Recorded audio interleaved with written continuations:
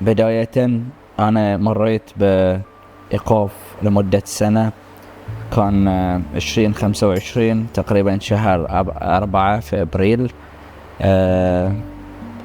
بسبب سوء سلوك في مباراة في نصف نهائي بطولة كأس الاتحاد البحريني لكرة الطاولة. فمن بعد هذا الإيقاف قعدت فترة طويلة ما أتمرن، يعني ما كنت أشتغل بدني ولا فني، كنت بس أدرب أطفال في أكاديمية ليونز. فهذا الشيء يعني أثر علي بشكل كبير جدا في مستواي، في لمساتي كلاعب. ففي يوم من الأيام وأنا قاعد أدرب في الأكاديمية جالي دكتور حسين جعفر، هاي دكتوري وأبوي ومعلمي. يمكن أحد يسأل شنو علاقة الدكتور حسين بكابتن الياس الياسي وسر تواجده معاه ودعمه لا محدود. الياس الياسي بالنسبة لي أنا بطل ومشروع، علاقتي تربط أيام من يوم كان طالب عندي في جامعة البحرين، ولما يعني كرست كل جهدي بالشركة أنا وزميلي الأستاذ علي الباقري في إعداد الياس الياسي ذهنياً في السابق، والحمد لله نجحنا بشكل كبير في تهيئة الياس الياسي.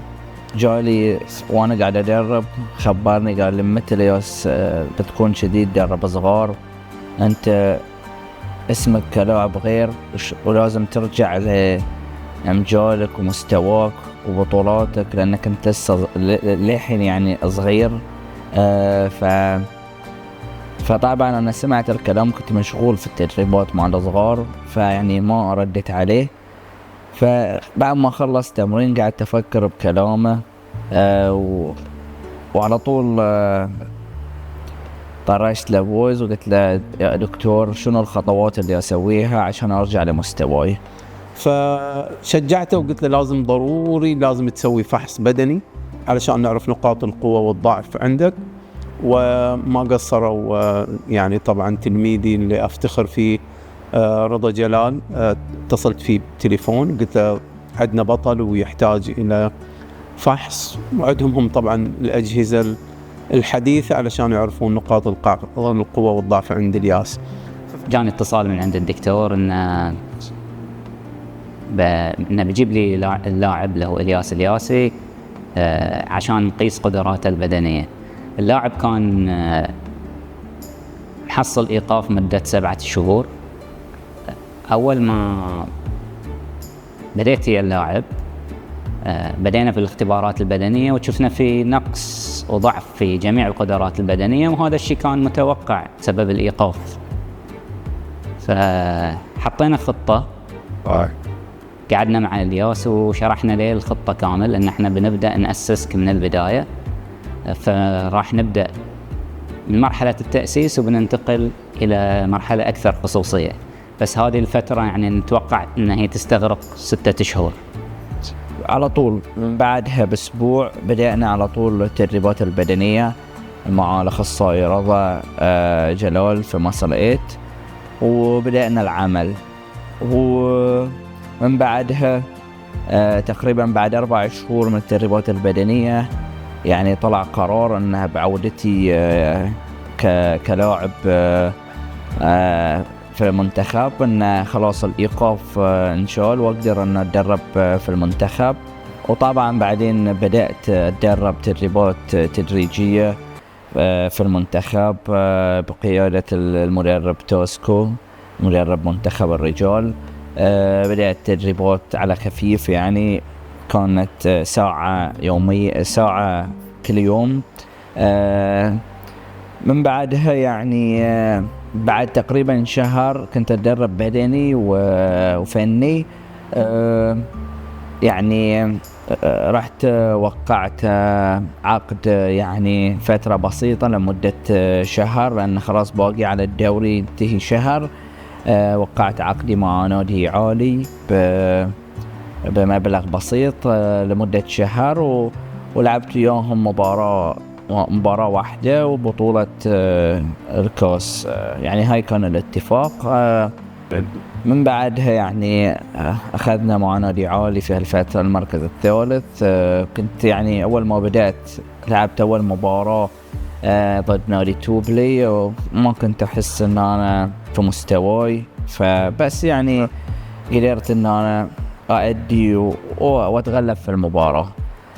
من بعدها يعني كان في عندنا استعدادات لبطولة الألعاب الخليجية في قطر، فالمنتخب يعني ما قصر، وداني معسكر مع زميلي علي عباس مصر لمدة 10 أيام. كان مدته قصيرة لكن يعني استفدنا جدا من هاي المعسكر.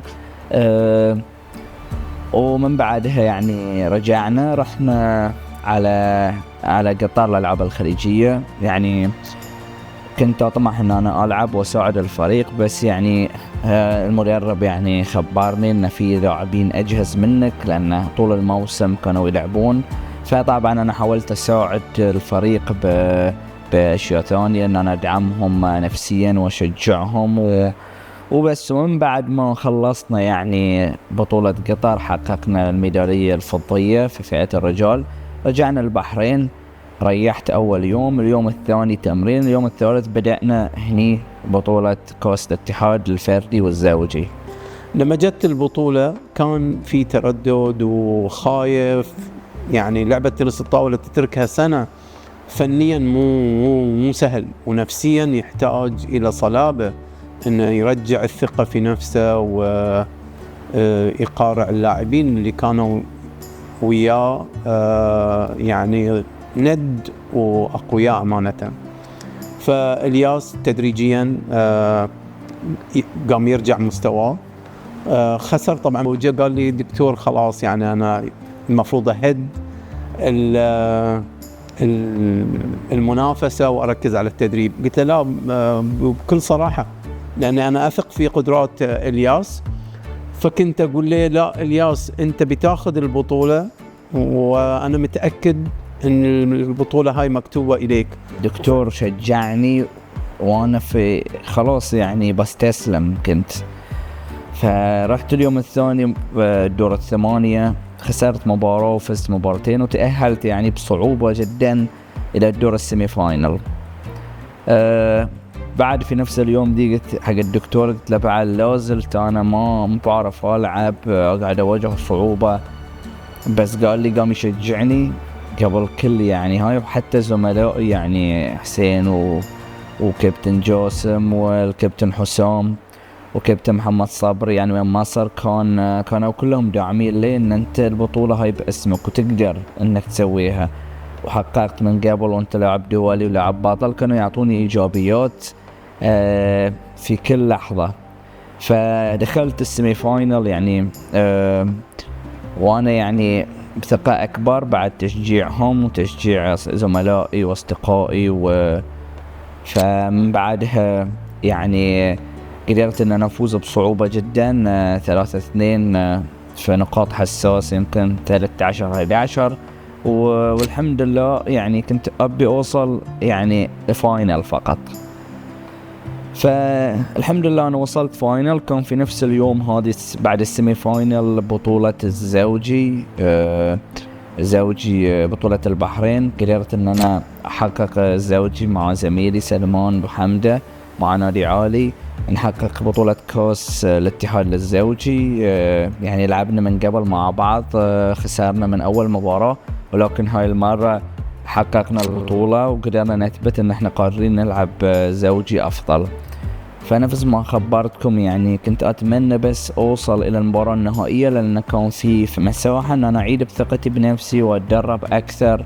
لان خلصنا مباراة السيمي فاينل تاريخ 24/5، وبعدين ينا فترة العيد ريحت بس يوم واحد. بعد الدكتور حسين خبرني قال لي ما تريح الا يوم واحد. كان هني ما كنا نعرف متى المباراة، يعني كل يوم قاعد افكر في المباراة. يعني في الليل كنت احلم في المباراة، اتصور المباراة. بس كان عندي وقت كافي ان انا اتدرب. حاولت اصلح اخطائي، اطور من اللمسة. يعني خلصنا 24 تحددت المباراة، خبرونا قبل 3 أيام إن هي تاريخ 14/6. فهني كنت يوم المباراة يعني كنت حاس بحماس كبير للمباراة إنه أنا ألعبها، وكنت أنتظرها بفارق الصبر، بس كنت بعد متوتر. وفعلا تدريجيا شوي شوي الياس بدت مهاراته ترجع تدريجيا ولين ما حقق هذا الإنجاز الكبير. الحمد لله يعني النهائيات تكسب ولا تلعب، فكانت صراحة فرحة جدا يعني لا توصف. حتى يعني أشرت لدكتور حسين اللي وقف وياي طول هالفترة وجاسم وحسين واللي جايين يشجعوني أبوي، أشرت لهم بالقلب. وطبعا بعد ما فزت في المباراة بعد يعني رفعت يدي، قلت لهم حتى يعني بمعنى ان حتى لو الياس يوقف سنة هو موجود.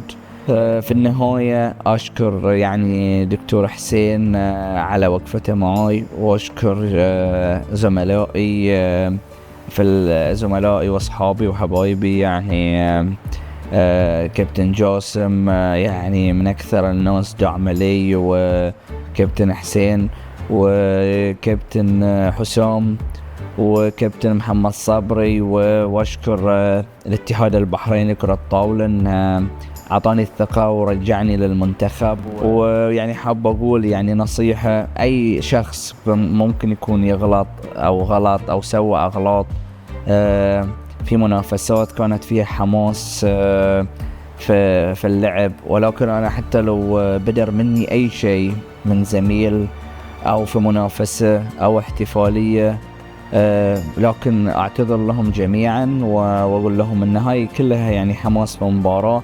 طبعا في اغلاط انا يعني سويتها واعتذر حق الناس اللي خسرتهم، ولكن اجمل شيء ان لما يكون الشخص يتغير للافضل، يتعلم من اخطائه، والياس الياسي تغير.